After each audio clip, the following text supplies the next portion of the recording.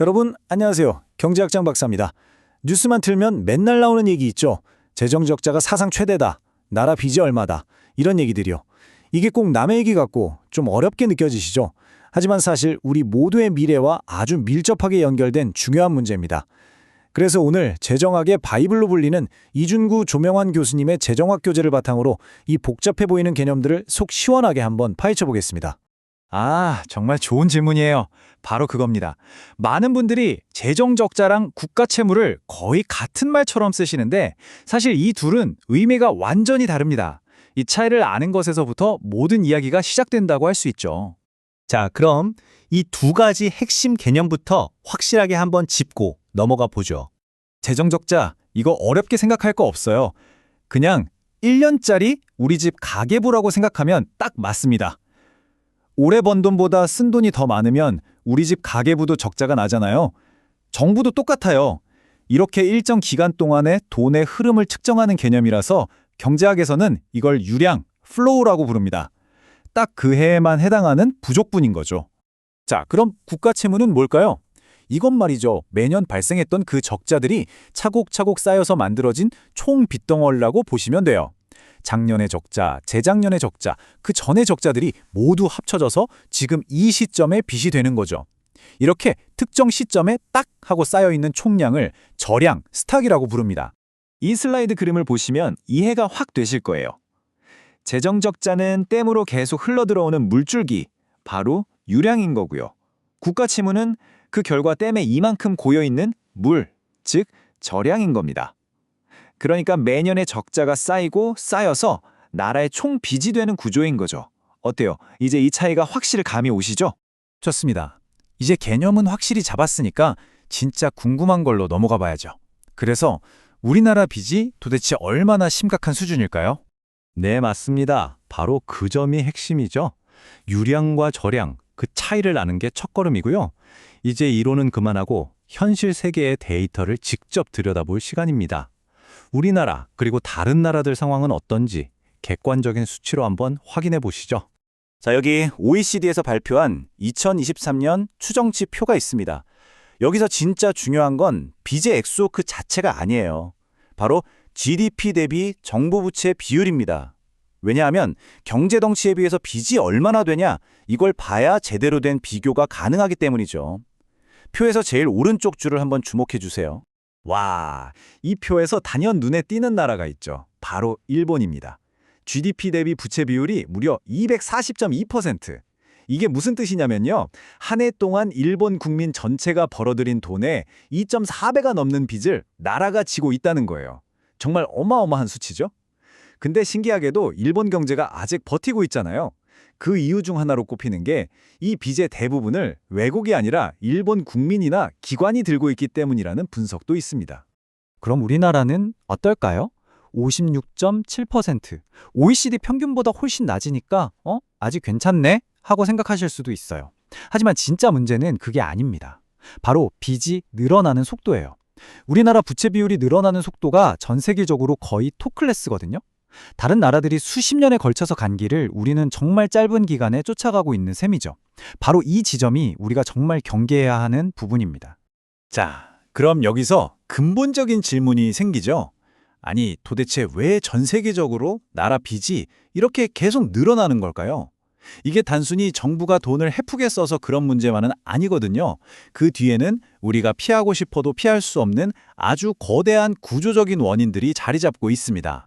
맞습니다. 이 문제는 어느 한 정부가 잘못해서라기보다는 지금 전 세계가 공통적으로 맞닥뜨린 거대한 흐름 때문이라고 봐야 해요. 전문가들은 크게 세 가지 원인을 지목하고 있습니다. 그게 바로 인구 고령화, 기후변화, 그리고 세계화입니다. 이 세 가지 거대한 파도가 마치 퍼펙트 스톰처럼 정부의 돈주머니를 계속해서 압박하고 있는 거죠. 자, 하나씩 좀 더 자세히 뜯어볼까요? 첫 번째, 바로 고령화입니다. 이건 다들 피부로 느끼고 계시죠?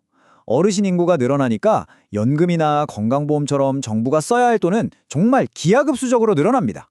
그런데 반대로 한창 일하면서 세금을 내는 젊은 세대는 점점 줄어들고 있잖아요. 들어오는 돈은 줄어드는데 나갈 돈은 폭발적으로 늘어나는 이런 구조적인 미스매치가 생기는 거죠.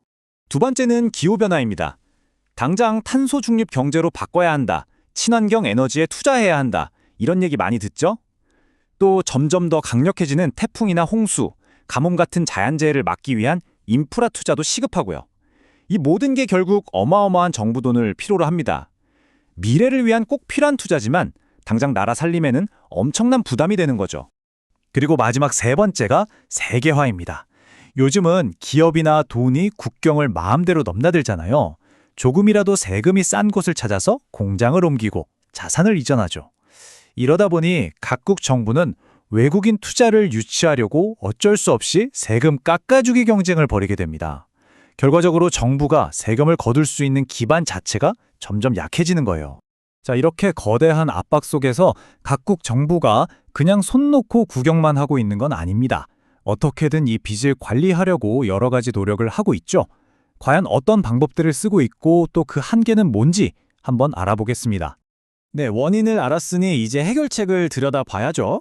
이 거대한 흐름에 맞서기 위해서 각국 정부가 꺼내드는 대표적인 카드가 있습니다. 그게 바로 재정준칙이라는 겁니다.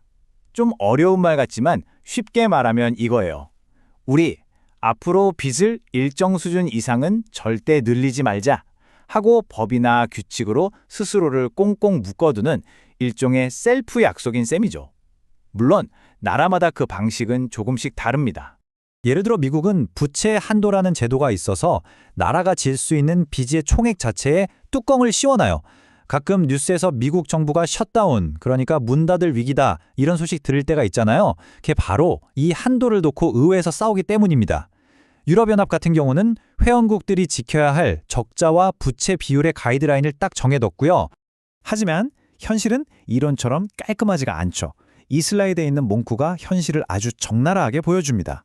아무리 좋은 규칙을 만들어 놔도 정치적인 현실 앞에서는 힘을 잃기 쉽다는 거예요. 한번 생각해 보세요. 당장 경제가 너무 어렵고 국민들이 힘들어하는데 규칙 때문에 돈을 못 풉니다 라고 말할 수 있는 정부가 과연 있을까요? 거의 없겠죠. 코로나 팬데믹 때 전 세계 모든 나라가 예외 없이 어마어마한 돈을 풀었던 게 바로 그 대표적인 예입니다. 자, 오늘 정말 중요하고 또 조금은 무거운 이야기들을 나눠봤습니다. 머릿속이 좀 복잡하실 수도 있는데 마지막으로 핵심만 딱딱 짚어서 정리해 드릴게요. 이것만은 꼭 기억하고 가셨으면 좋겠습니다. 첫째, 적자는 그 해의 마이너스 통장, 즉 유량이고 채무는 그동안 쌓인 카드값 총액, 저량이라는 거. 둘째, 나랏빚 문제는 우리나라만의 문제가 아니라 대부분의 선진국이 함께 겪고 있는 아주 심각하고 구조적인 문제라는 점. 셋째, 그 배경에는 고령화, 기후변화, 세계화라는 우리가 피할 수 없는 거대한 삼각파도가 있다는 것. 그리고 마지막으로 재정준칙이라는 나름의 해결책이 있지만 정치적인 현실이라는 큰 벽 앞에서 자주 무력해진다는 사실까지 이 네 가지 꼭 기억해 주세요. 오늘 이야기를 마무리하면서 여러분께 이 질문을 한번 던져보고 싶습니다. 결국 이 빚 문제를 해결하려면 방법은 둘 중 하나예요. 세금을 더 걷거나 정부 지출을 줄이거나. 사실 어느 쪽이든 누군가에겐 굉장히 고통스러운 선택이죠. 자, 그렇다면 미래의 대한민국을 위해서 우리 세대는 과연 어떤 어려운 선택을 해야 하고 또 어떤 사회적인 약속, 즉 합의를 만들어가야 할까요? 이 질문에 대한 깊은 고민이 바로 미래재정 논의의 진짜 시작점이 될 겁니다. 오늘 이야기는 여기까지입니다. 들어주셔서 감사합니다.